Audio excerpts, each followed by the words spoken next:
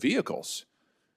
Your policies are driving us and our supply chains into the hands of our greatest geostrategic enemy. So now U.S. tax dollars are literally subsidizing Chinese battery makers.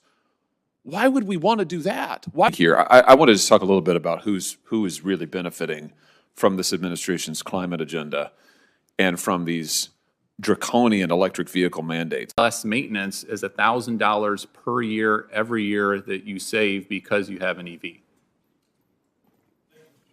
Thank you, Senator. Finally, Senator Hawley. Thank you, Mr. Chairman. Secretary Turk, thank you for being here. Nice to see you again. Thanks to both of the witnesses for being here. I wanted to talk a little bit about who is really benefiting from this administration's climate agenda and from these draconian electric vehicle mandates. So, Mr. Turk, you've already alluded to this. I know you know the answer to these questions. Currently, one nation accounts for 60% of the world's electric vehicle production. That nation is? China. Yeah. One nation accounts for 76% of the world's lithium-ion battery production. That nation is? China. Yet your administration, this president's administration, the mandates that you put in place require that 2/3 of our new vehicle sales in just the next 8 years, 2/3 of them, be electric vehicles.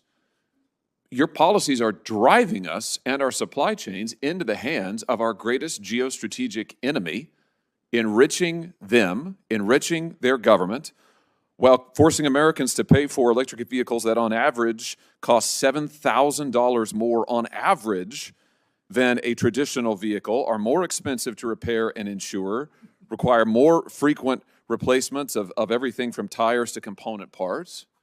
So, Mr. Turk, why is it good for the American worker that we force our supply chains to a country that's our greatest rival and adversary? And why is it good for the American consumer?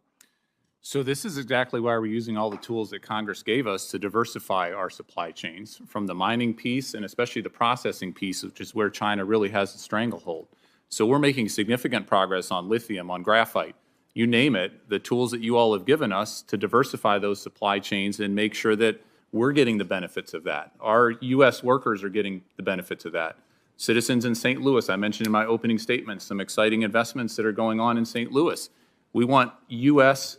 Workers to benefit from this supply chain and this revolution. And China is absolutely competing. China is going whole hog on EVs and the full supply chain of it. And they're going to compete and outcompete unless we're playing and pushing back and competing with them, which is what we're doing. Here's what I don't understand then. Why is it, if that is the case, why is it that you are interpreting the administration's climate law, so-called Inflation Reduction Act, which I think, frankly, is bad enough on its own, but you're reinterpreting it now to allow the tax credits to flow to Chinese entities. So now U.S. tax dollars are literally subsidizing Chinese battery makers. Why would we want to do that? Why would we want to not only give our adversary our supply chains and our jobs, but pay them to take them from us? Why does that make any sense? So I would argue, and certainly want to turn to my Deputy Secretary at Treasury, we are not doing that.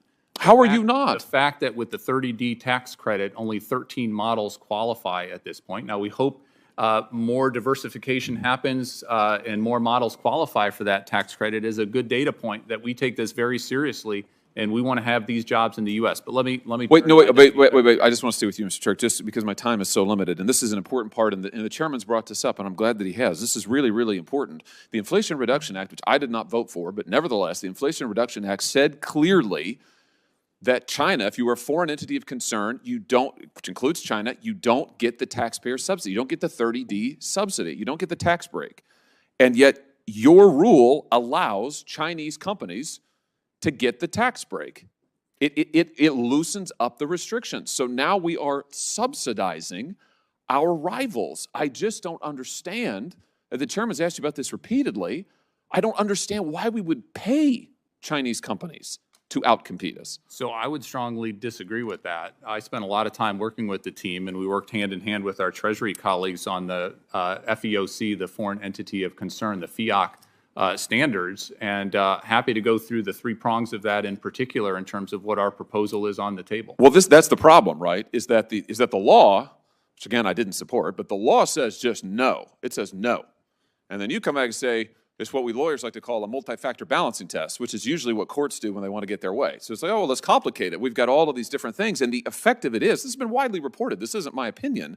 Everybody understands that what it does is it allows Chinese companies, so long as they're not set up within mainland China, but owned and controlled by China, they can now get the tax credit. I just don't understand why we would use our tax money to pay the Chinese to make these vehicles. So we're not. Only 13 models, again, have qualified for that 30D tax credit.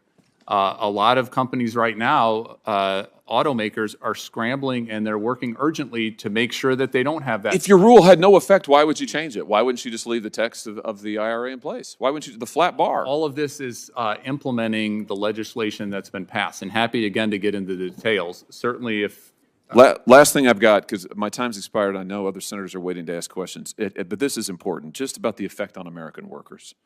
Just looking at the news reporting on this, if Ford CEO says that EVs are going to require 40% less labor to produce than traditional cars.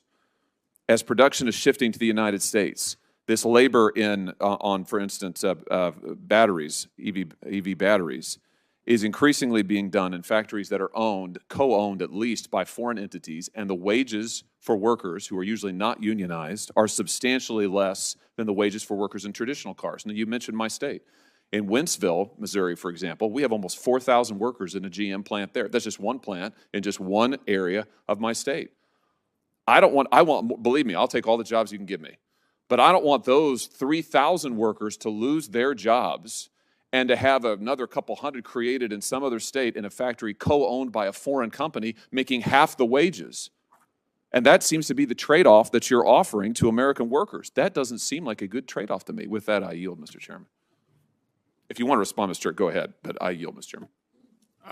I just reiterate the number of jobs, 136,000 jobs, thanks to these tools that you've given us, thanks to this president, all across the country, including in St. Louis, but all across the country. That's an incredible record, and there are incentives, as the chairman well knows, to make sure these are good-paying jobs that we have all across the country. Senator Hickenlooper. Senator Hawley. Thank you, Mr. Chairman. Madam Secretary, nice to see you again.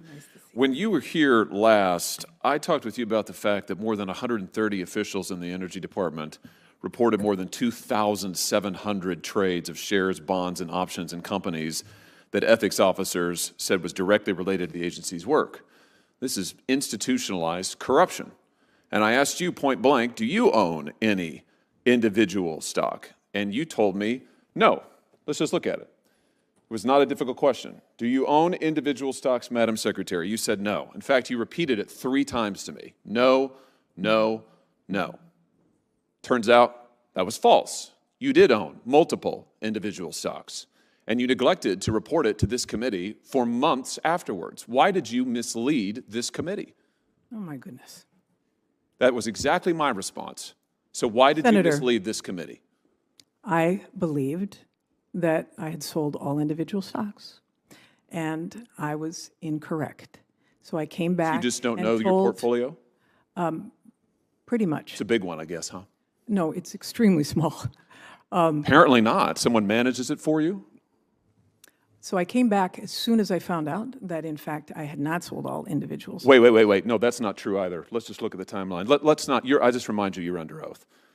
Madam Secretary, you testified you didn't own any individual stocks. You didn't sell the stocks for a whole nother month. And after you sold the stocks, you waited another month before you informed this committee. Why did you mislead us, and what were you hiding? Why did you wait so long? Why did you hide this? I did not hide it because I brought it forth to the committee when I realized that we had made a mistake. Really? What explains the delay? Why did you wait for a full month to explain your actions to this committee, your false testimony? That's less than a month, and I sent a letter explaining what had happened. May the that I made a 15th to mistake June the 9th. Are we because going I to? owned a Ford stock that was. You misled this committee, and you wait. What were the stocks? What were the stocks that you owned? It was a Ford stock that my husband had owned since he was very young, and I just was not aware of it. And what were the others? You sold 6 stocks. What were the other 5? I sold non-conflicting stocks. What were they? I don't honestly, I don't even know. I do know the Ford one because that was a conflict. You don't. That's why I you raised don't, this.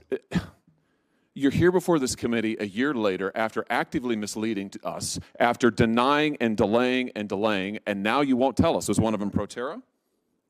No. You sat on the board of directors at Proterra. You made millions, CNN reports, and stock options at Proterra. Then you promoted Proterra stock and Proterra products as did energy not. secretary. Sir, Was sir, that one of the sir. stocks that you sold? This is so, I mean, really. Was that one of the stocks Really? that you sold? Yes, No, really. no, You it are was- presiding over institutionalized corruption in your energy department. You have so sorry violated that- the Stock Act 9 separate times. You have been referred by the Inspector General for violations of the Hatch Act. It is institutionalized corruption that you are now the face of. And here's what I'm trying to figure out. I just want to know who really runs the energy department. Is it you, or is it the mega corporations whose stock that you own that you're making profits in? Oh, my goodness. Or maybe it's the foreign billionaires who fund your conferences. Let's try something else. Do you know the names of the foreign billionaires who fund the conferences you go to? Since you don't know the stocks, do you know the names of the foreign billionaires? This is unbelievable to me.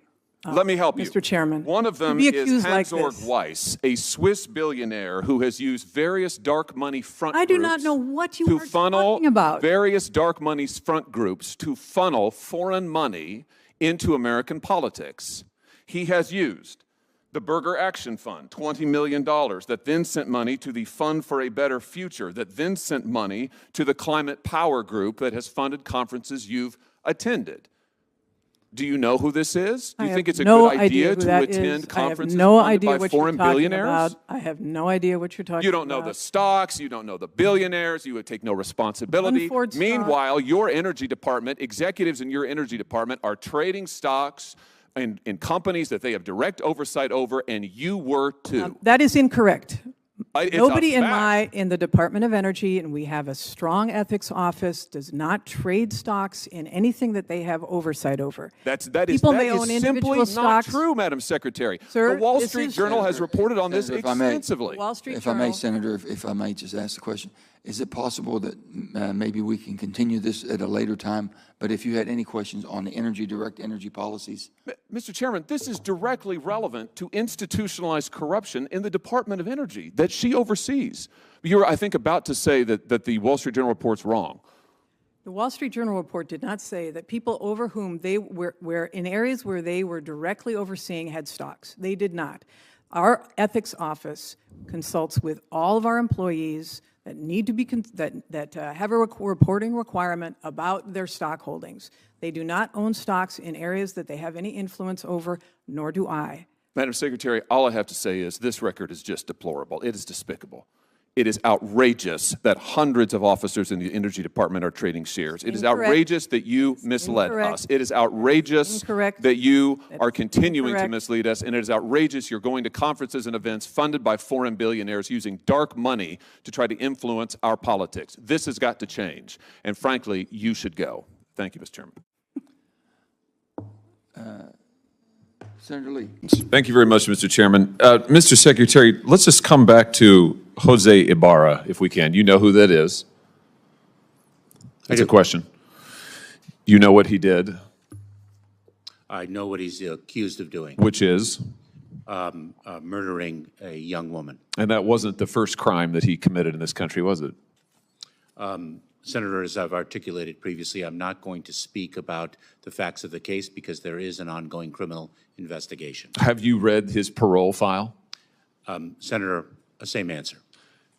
So you're not going to say whether or not you've read the parole file? I've got it right here. Have you read this? Senator, I do not want to speak to the particulars of the case given the pending criminal prosecution. Now, I find this interesting because this is a new answer today. You've changed your answers all over the map on this, and it looks like to me you just don't want to answer the question. 2 days ago, you were asked about this in the House Homeland Security Committee. I've got the transcript right here in front of me. You were asked the same question. Jose Ibarra, why was he paroled? You said, I don't know. You said, I don't know. I don't have the case details with me today. Congressman Bishop says, you don't know? And you said, I don't know. I don't have the details with respect to that individual's case, but I would be pleased to provide them to you, Congressman. You didn't know 2 days ago.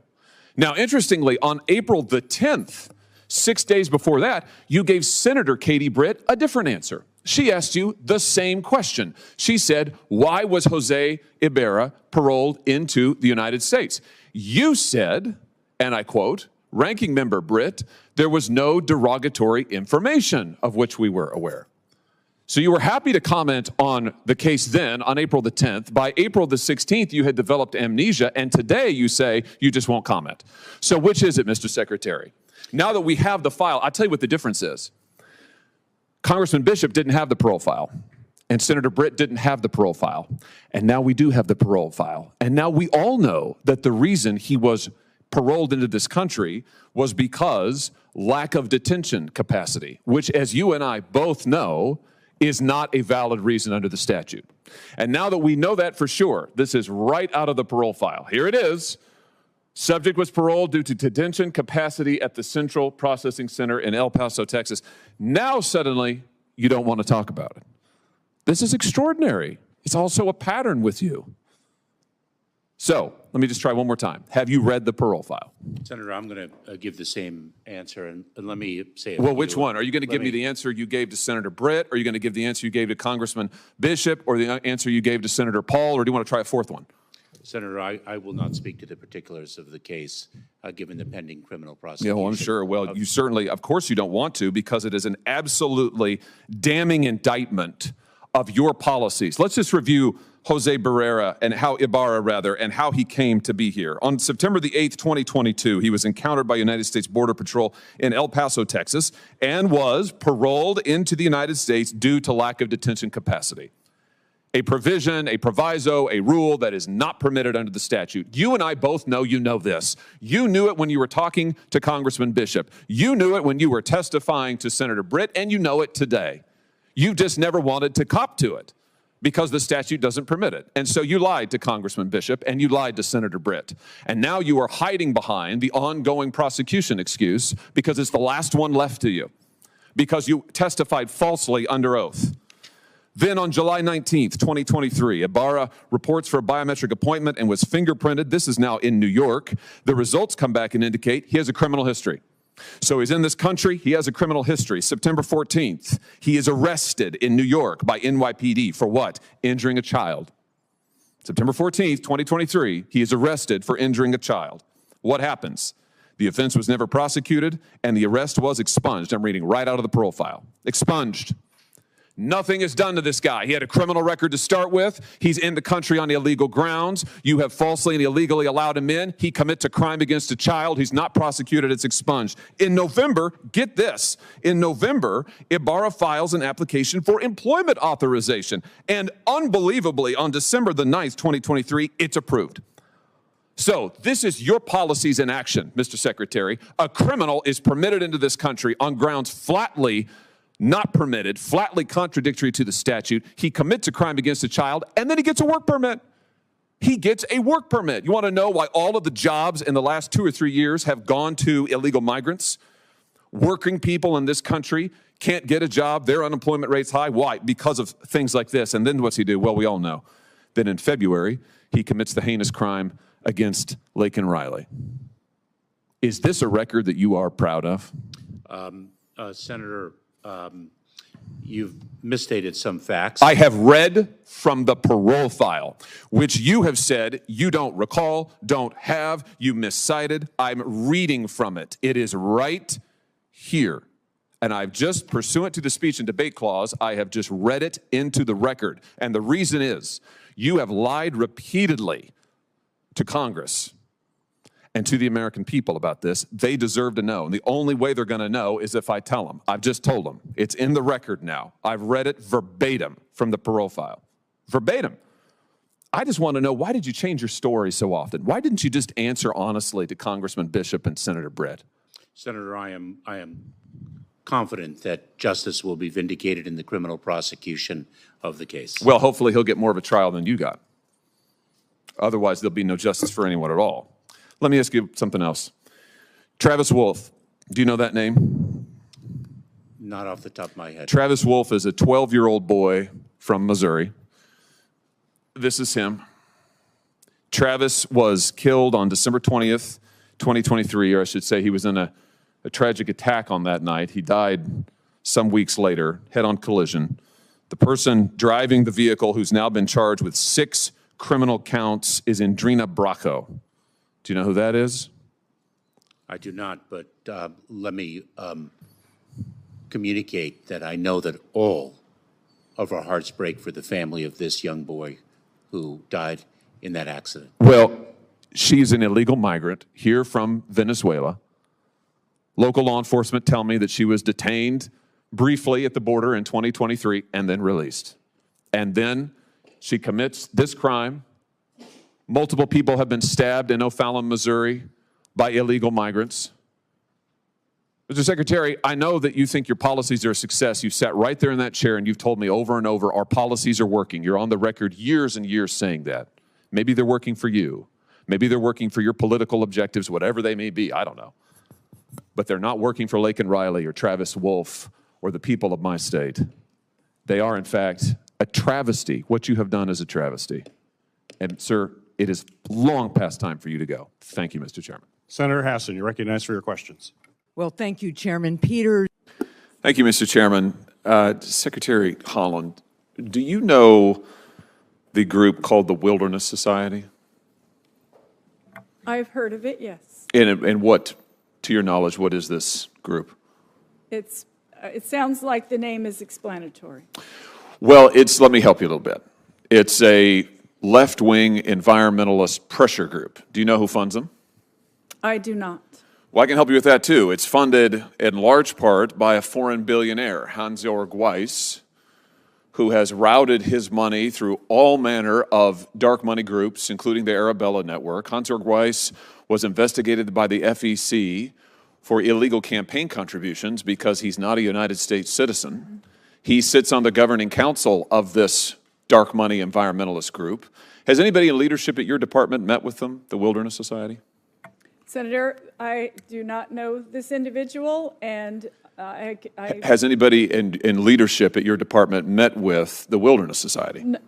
Well, I'm sure we've met with a lot of groups and organizations in the work that we do, and we're discussing the environment. So does that mean you don't know, or you're not going to answer my question? I don't have a full list of everyone that everyone has met with. But well, I can help you with that as well. The answer is yes. Your leadership has met with the Wilderness Society. They met with the Wilderness Society when that group was a plaintiff suing the Department of the Interior with an adverse lawsuit against you, and they met with them off the books. I've got the emails.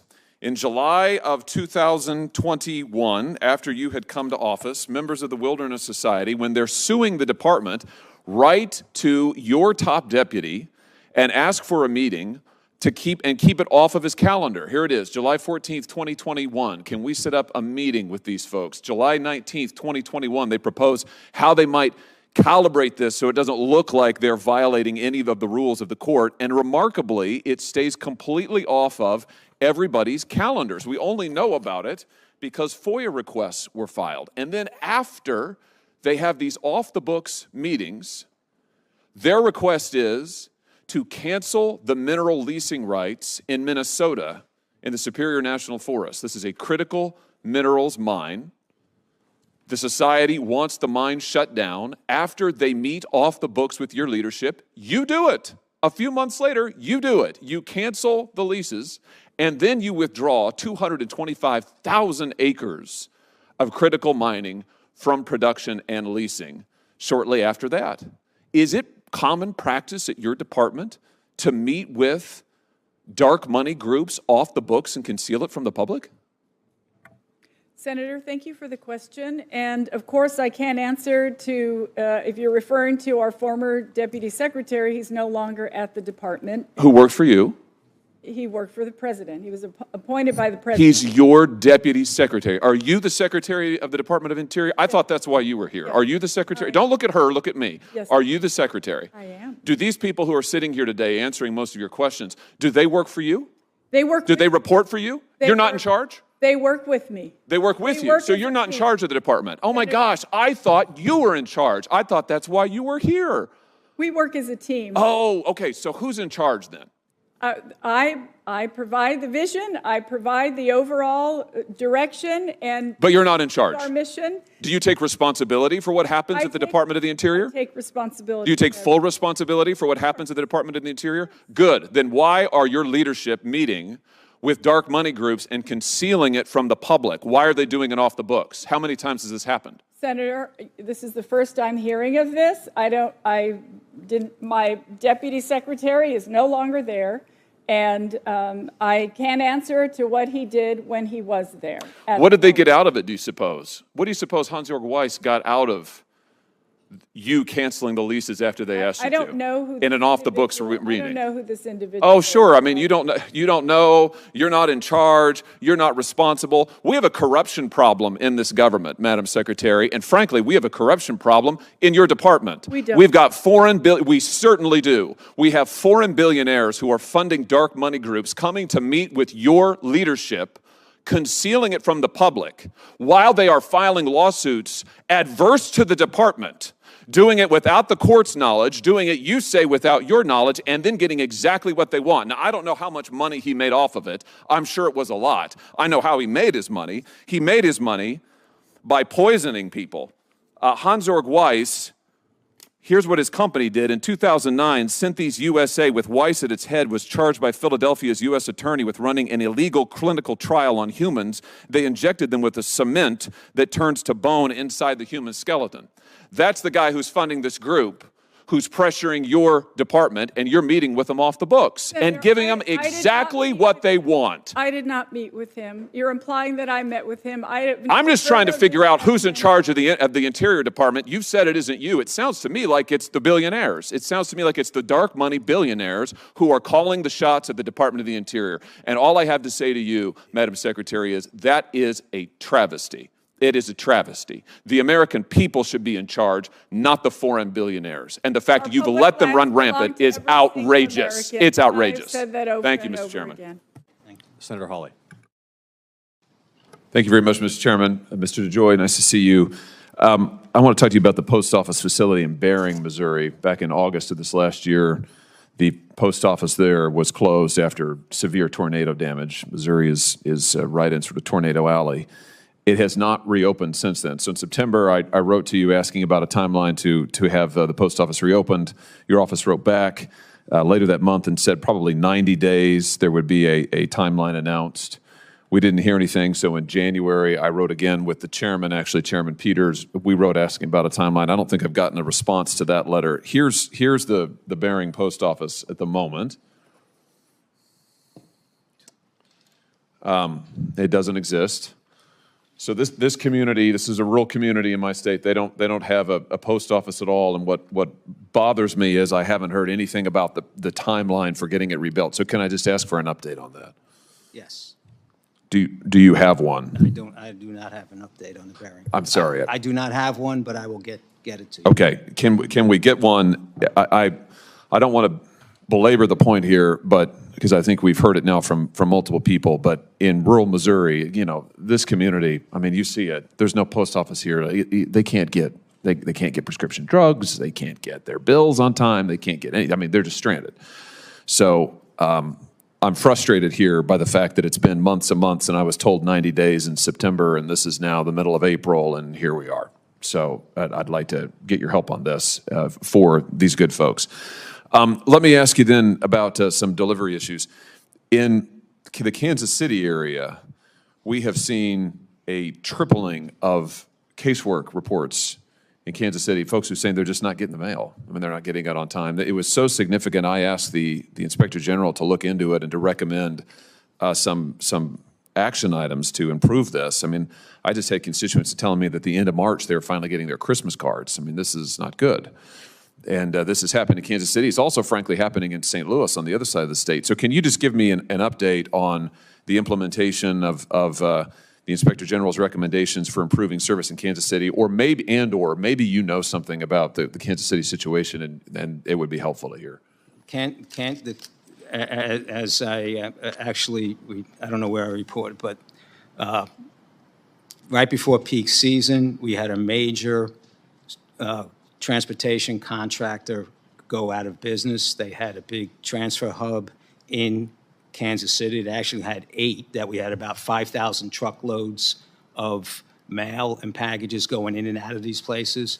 So we had to distribute that around quickly over several weeks, around 20 locations around the nation, and reroute 5,000 truckloads in and out. Kansas City was not great on service to begin with, and this just complicated the issue. We're starting to recover on it, and I think you should see gradually improving service in the area. Well, good. I mean, I hope it'll be more than gradual. It is. I mean, I know I don't need to tell you this, but it's just incredibly frustrating for folks not to be able to get their mail and to have it go on for months and months. And it's the Kansas City area. I'm getting a lot of complaints out of the St. Louis area. So this is just it's got to be a priority. I want to ask you to be sure to tell all of the postal workers how grateful I am for them. I know that they're doing hard work. I'm proud of the work that they're doing, and we rely on them. You know, my state, my gosh, we rely on them. We're a majority rural state, so you know, places like Bering, little town where I grew up, Lexington, other places. Boy, we are grateful for our postal workers, and we are grateful for our post offices.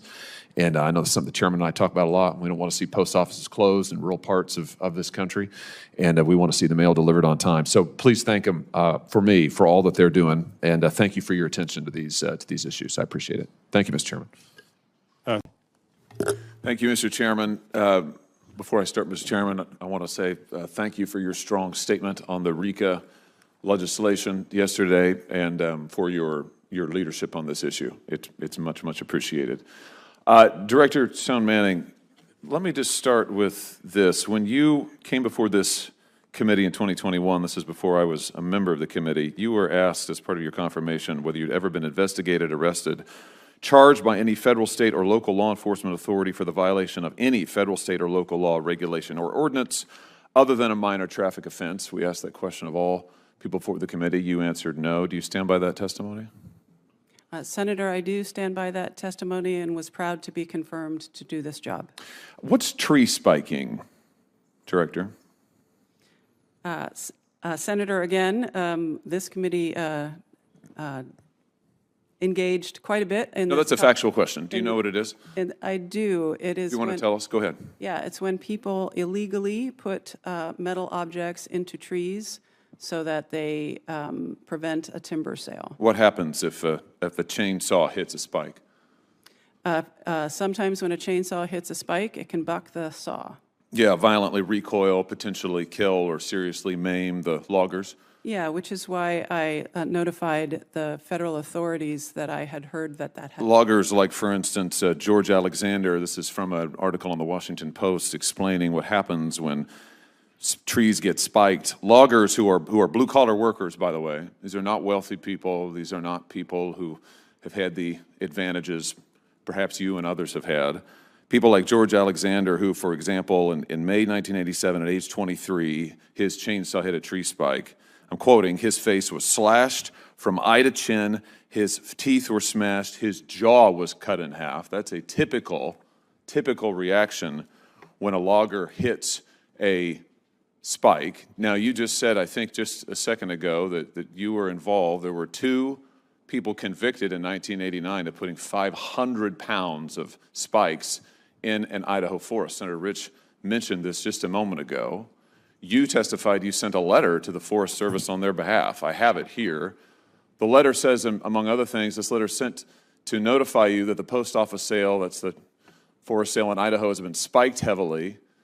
The reason for this action is that this piece of land is very special to the earth. It is home to the elk, deer, mountain lions, birds, and especially the trees. It goes on, I would be more than willing to pay you $1 for the sale, but you'd have to find me first, and that could be your worst nightmare. P.S. You bastards go in there anyway, and a lot of people could get hurt. Why'd you send this? Senator, as I said at the time, over 30 years ago, a really angry and turns out violent person handed me that letter and said, will you send this to the Forest Service? And you did. Why? What you just talked about in 1987 to a logger, this is 1988, 9. I understood that people could get hurt. Why did you notify the federal authorities? Why did you send this threatening letter on behalf of these 2 men who were convicted of crimes. I was terrified of them and wanted no involvement with them. So you wanted no involvement, but you sent a letter that says you bastards go in there anyway, and a lot of people could get hurt? Why didn't you just contact the FBI or anybody, any local authority? Because the person who did this act threatened people's lives if they disclosed who did it. Yeah, in fact, you were investigated for being involved, weren't you? Here we have a letter sent to this committee from the special agent of the USDA Forest Service, Michael Merkley, who was in charge of the investigation. He says, and he details this in the letter to this committee, that he investigated you for your involvement.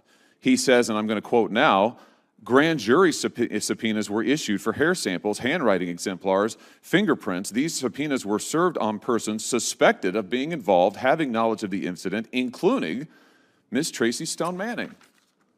You've testified you were never investigated, ever for anything. Why'd you lie to this committee? Senator,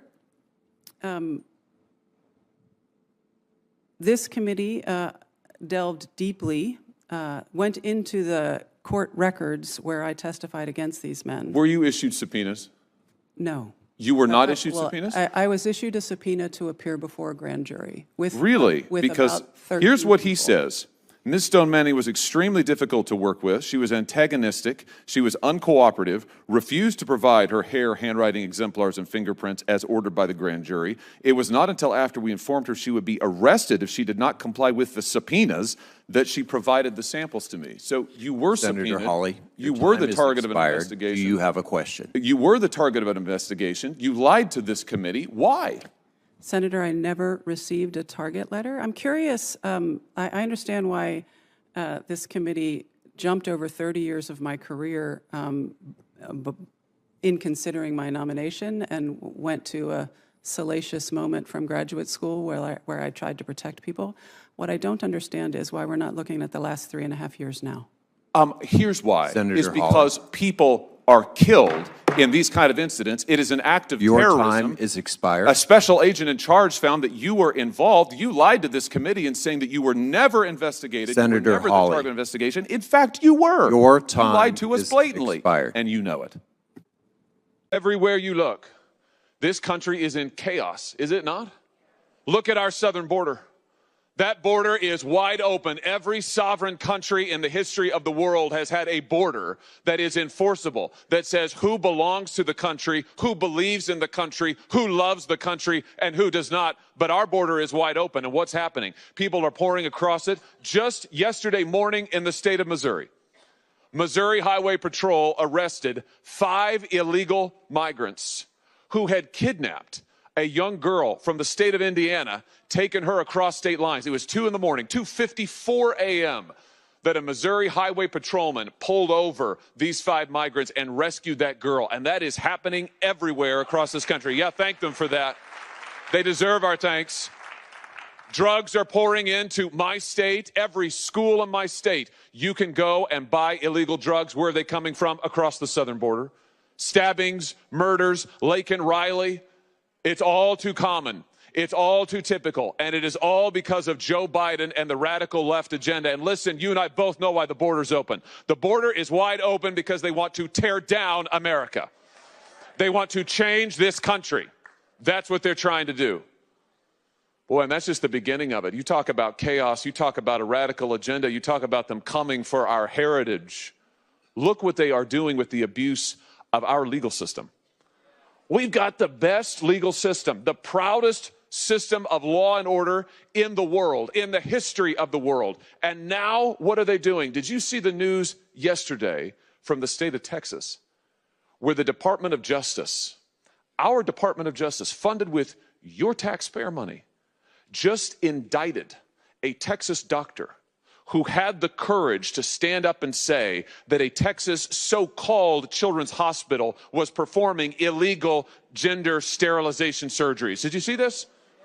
This brave whistleblower, he's a doctor, he found out that this hospital, in violation of state law, was performing sterilization surgeries on children. He brought this information to the public. He brought the truth forward, and the Biden Justice Department doesn't reward him. They don't thank him. They don't honor him. They indict him. They're going to try to put him into jail. Ladies and gentlemen, I have to tell you, if this is allowed to stand, the United States of America will not stand. This will be the end of our country. And I just say this. I would just say this to the Attorney General of the United States, Merrick Garland, to the FBI Director, Christopher Wray: preserve all of your documents.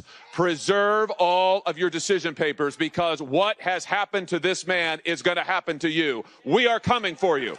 We're going to hold hearings. We're going to put you under oath.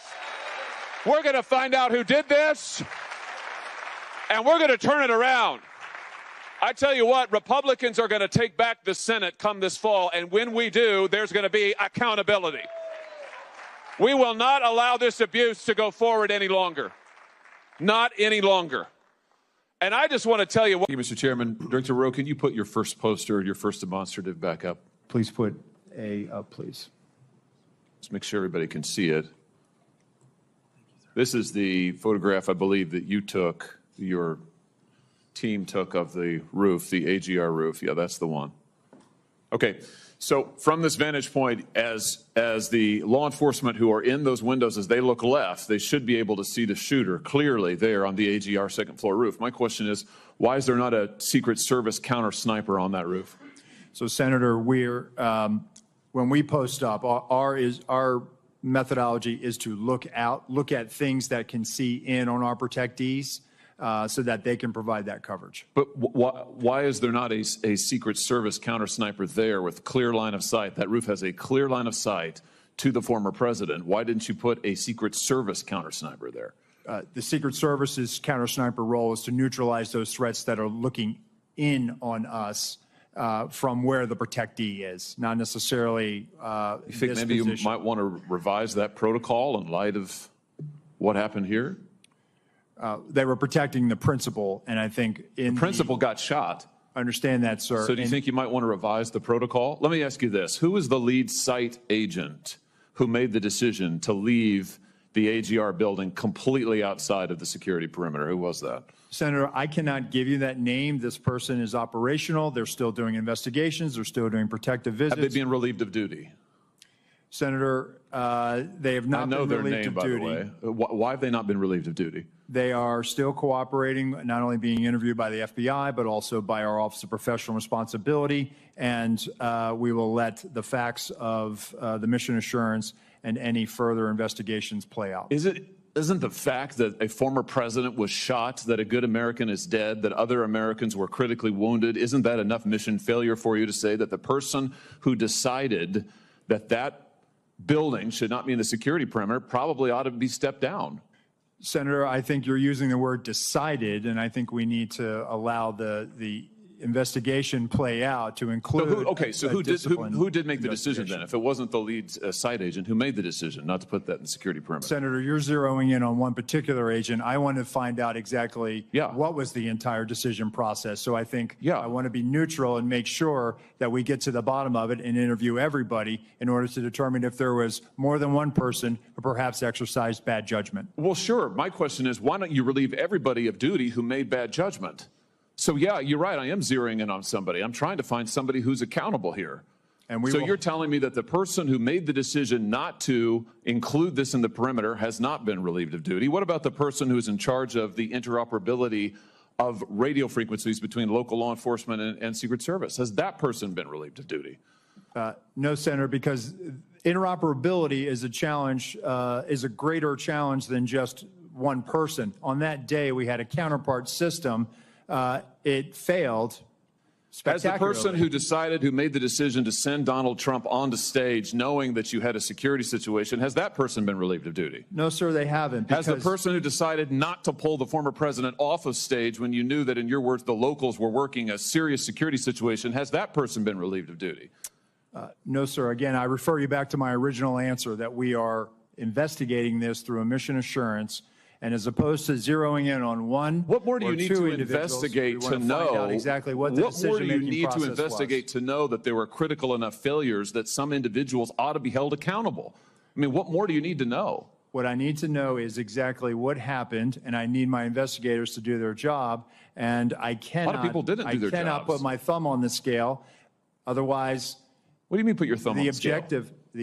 You're asking me, Senator, to completely make a rush to judgment about somebody failing. I acknowledge this was a failure of the Is it Secret not Service. prima facie that somebody has failed? A former president was shot. Sir, this could have been our Texas school book depository. I have lost sleep over that for the last 17 days, Then just like you fire have. somebody to And I will hold them tell you, accountable. Senator, I will tell you, Senator, that I will not rush to judgment, that people will be held accountable, and I will do so with integrity and not rush to judgment and put people I can't believe unfairly that you persecuted. are unfairly persecuted. Unfairly, We've got people sir, who are we dead. have to be able to have a proper investigation into this, Senator. You said earlier that you've got to make sure that your protocols are followed, and unless there's a protocol violation, people wouldn't be disciplined. I would just say to you, I don't really care that much about your protocols. I think if your protocols don't provide for the fact that when a former president is shot, when an American is killed, when other rally-goers, innocent people who just showed up on the day, when they are shot at and critically wounded, if that isn't a protocol violation prima facie,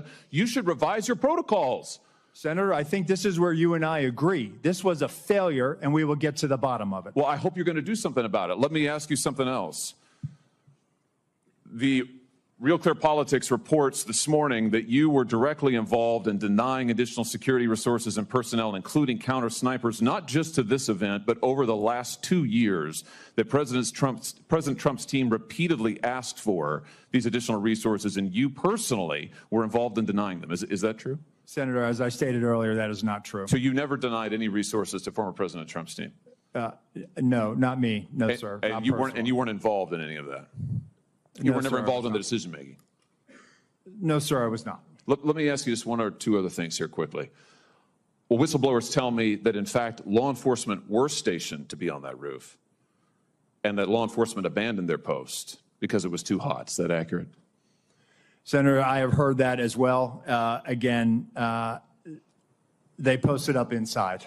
And I think moving forward, as I said earlier, we're going to ensure that state and local counter snipers are on roofs. But do you know if someone was supposed to be on the roof? Do you know if someone was in fact? That's what the whistleblowers tells me. That may or may not be accurate. Do you know that to be the fact? Was somebody posted to the roof, local law enforcement or whomever?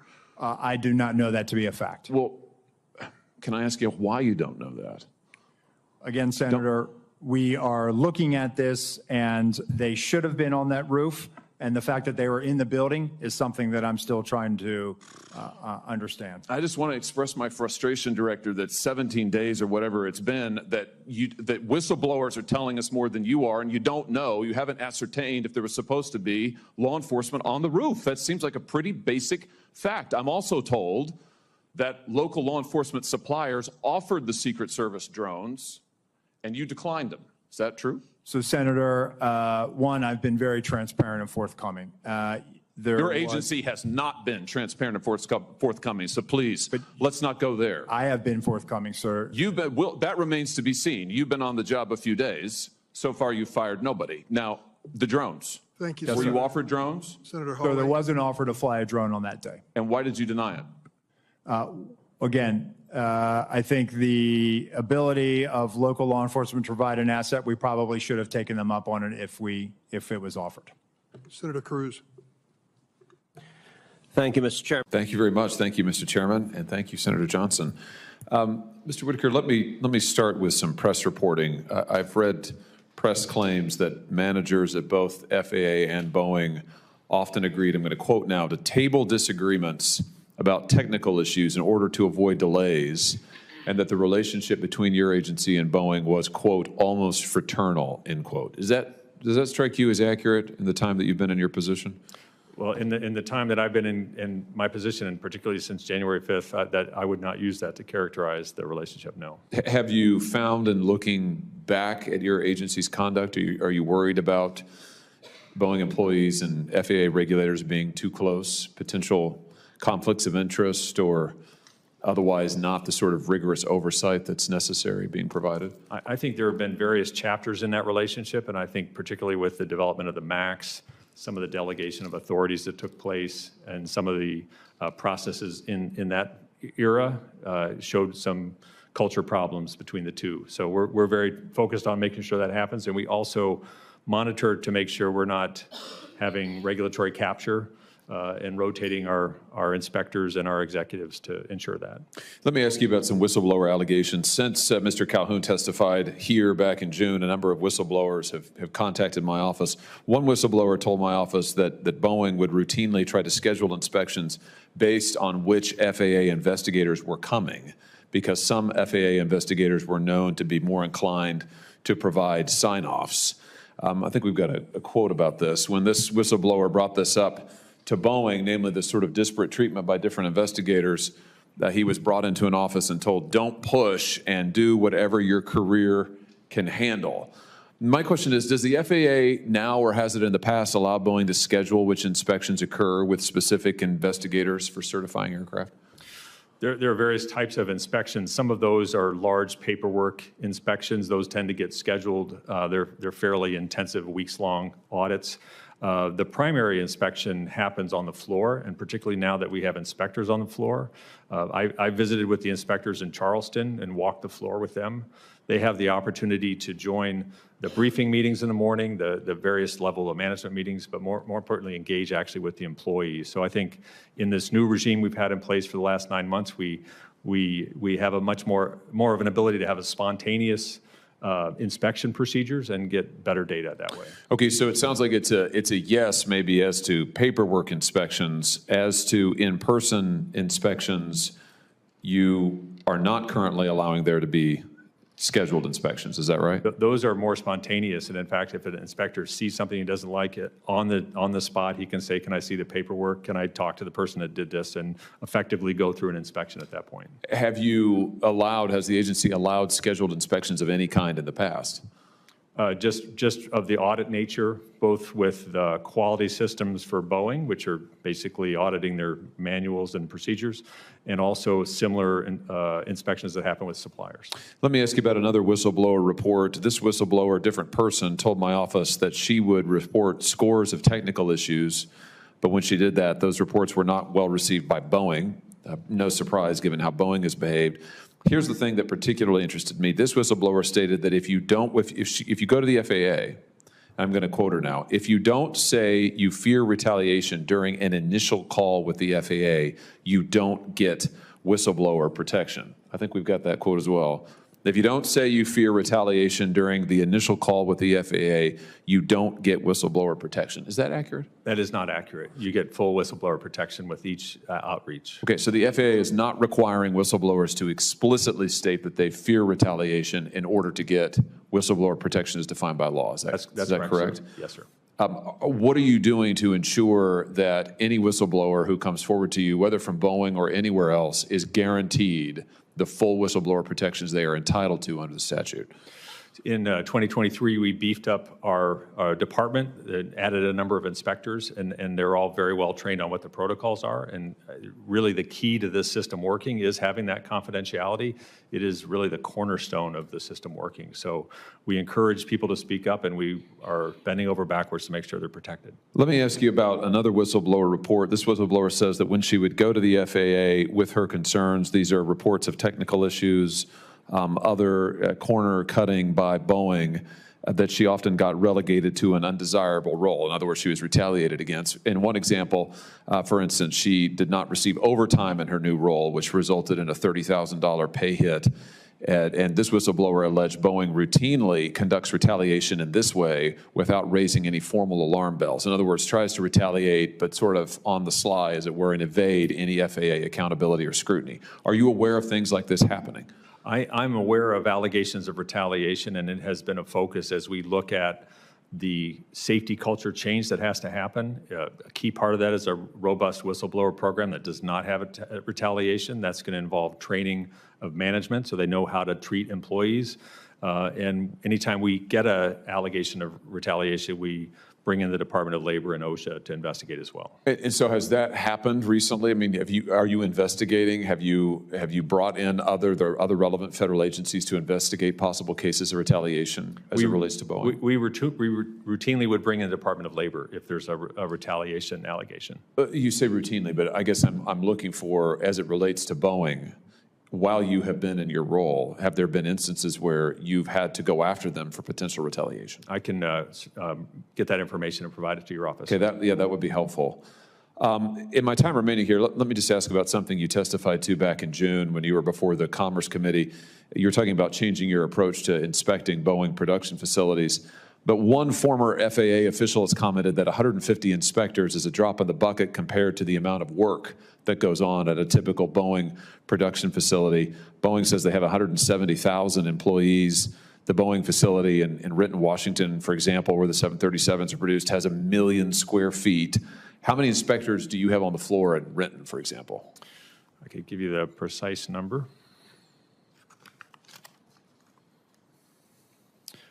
We currently have 11, and by the end of the year, we plan to have 13 inspectors there. So you have 11 on a floor of 1 million square feet. There are 12,000 employees at Renton. Are those numbers adequate? Our current assessment is this is a good start, and these inspectors are able to walk the line and talk to employees, and we feel like we're pretty well covered, but we will continue to evaluate that number as we go forward. Well, my time has expired. Thank you, Mr. Chairman. Thank you, Senator Johnson, for allowing me to ask these questions. I just want to say in closing that, listen, what's happened at Boeing is absolutely unacceptable. As I said to the CEO when he was sitting right where you are, for the CEO to have gotten a 45% pay increase as he did year over year while he wasn't paying his machinists out in the Pacific Northwest, while his planes are literally falling out of the sky, is absolutely reprehensible. They are destroying, he is destroying a great American company, and I don't buy this stuff that Boeing has a culture problem. Boeing has a leadership problem, and I just want to make sure, Mr. Whitaker, I'm glad you're doing the job you're doing. I want to make sure your agency is holding their feet to the fire. I worry about these reports that there's this sort of fratty culture between the FAA and Boeing. We need tough oversight there, and we're counting on you to provide that because, frankly, the American public deserve it when they get into an airplane, and the good people who work for Boeing deserve to be protected. Thank you, Mr. Chairman. Thanks, Senator.